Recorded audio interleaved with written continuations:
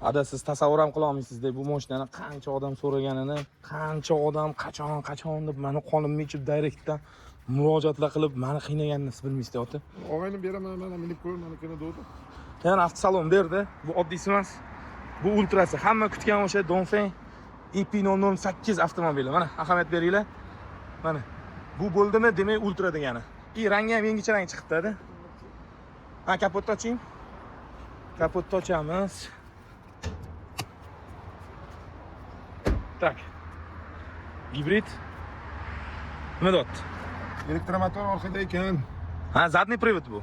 1.5 turbo bo'lsa kerak. Задний привод nima degani? Yaxshi deganimi? Mashina sal og'irroq bo'ladi, no. Hozir ko'ramiz endi qanaqaligini. O'zbekistonda faqat bir dona avtosalonda sotilayotgan ekan. Faqatgina bir dona ultrasi. Endi boshqachasi bor. Narxini bilasizmi-da? Yo'q. Bo'ldi, oxirida aytaman narxini. Kuzatib turinglar. Adam shuncha mehnat qilib, iltimos qilib olib chiqdik. Adamni bitta olqishlab, like bosib qo'yasizlar, shu yerda o'zida. Mana ketdi-da. Bismillah. Continental balonlar qo'yibdi. Xo'p, protsessor o'zgaribdi. Displeyni kachествоsi o'zgaribdi degan narsani aytishdi menga. Birinchi o'chirtda joylashuv qanaqada? Saval bir 5 santimetrga manimcha kechiga nimadan torroq. Tangdan torroq. Leapmotor C16 bilan solishtirsak, menimcha polnoценный o'shan bilan to'g'ri bo'lsa kerak. Va orqasida televizorlari ham bor ekan. Lidek qo'lda yopilmas ekan. Head-up displeysi yo'q ekan. Head-up yo'q. Yuk yo'q. Panorama bor. Uchta panorama. Va bu yerda orqaga panorama bergan katta. Ko'jaga o'xshagan takoy matviroq qilib ishlabdi-da. Quyosh tushadi, quyosh. Atrajeniyasi. Haydovchining ko'ziga tushadi. O'shunaqa narsa yo'q ekan. Men endi ahamiyat beraman. Hop, ishlashini qarang. Plavni ishlayapti. Obzor yaxshi. Joylashuv qanaqa? O'tirganingizda pasat joylashish torlik qilmayaptimi? Tiqilib qolmayapsizmi? Yo'q, odam tiqilmaydi. Tiqilmaydi? Haydovchi hech qachon unaqa tiqilmaydi. Ishlab chiqaruvchi bir hisobga oladi. Bundan rekuperatsiya degan narsa bor edi. Eng kuchligi turibdi shekilli edi. Gazdan O'luvni tashlayaptimi? oyog'ingni olsang, mashina tormozlari qo'yapti. Ha. O'shani maksimal rekuperatsiyada turgan bo'lsa kerak.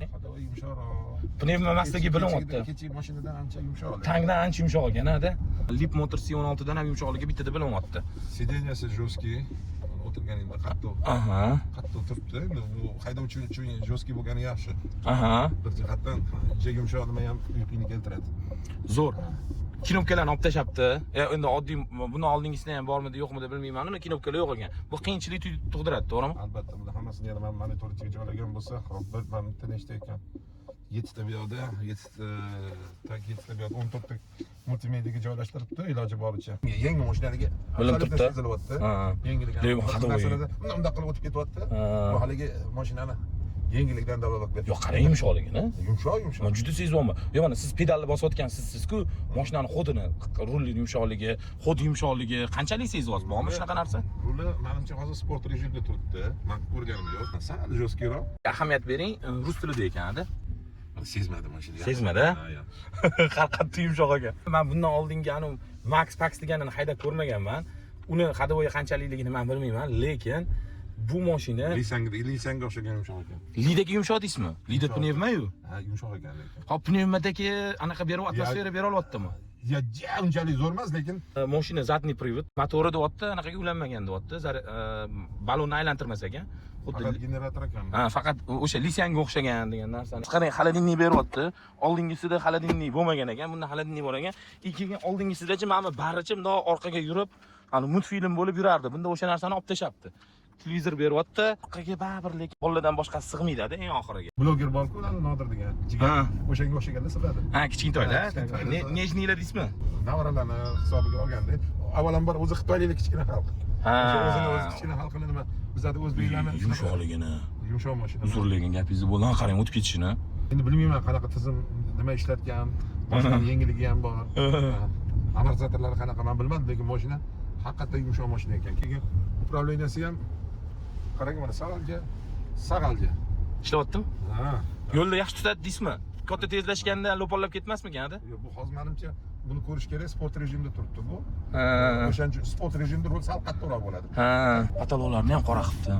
Oldingi Maxi bilan bu Ultra'ning farqida shu protsessorida raznica bor dedim, displeyda raznica bor, keyin tashqarida 6 tami 7 ta kamera ko'p ekan. Hadovoyi unga nisbatan yumshoqroq edi. Endi uni mana hozir siz o'zingiz ko'ryapsiz, rostdan ham yumshoq deyapsiz. Mana mashina bilmayapti. Mana dabdala joylarda o'tyapmiz. Endi Toshkent bahorda hozir qishdan keyin hamma yoq onasini ko'rib yordi-yu, dabdala bo'lib ketdi-yu. Lisang mana hozir 60 mingga oldik, to'g'rimi?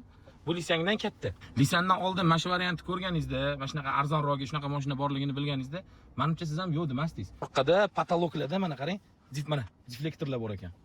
Abduf, abagrev, rul abagrev и massaj sizeniyada faqat oldida ikkitasida bor ekan. Narxini aytib bo'lmasam, ada 424 million bu. Bundan eskisi 404 millionmi? 20 million razницasi bor ekan xullas. 34 ming atrofida bo'ladi. 35 ming, 34 ming, 35 ming atrofida taxminan. Bu mashinani oladi. Oladi? Oladi. Men kecha har xil gaplashdim-da, ada. C16 da problemalar chiqyapti har xil. Reduktorida, unisida, bunisida deyishdi. Bu hali gap, men anig'ini bilmayman. Har bitta narsani gapirishdan oldin faktlardan kelib chiqadi.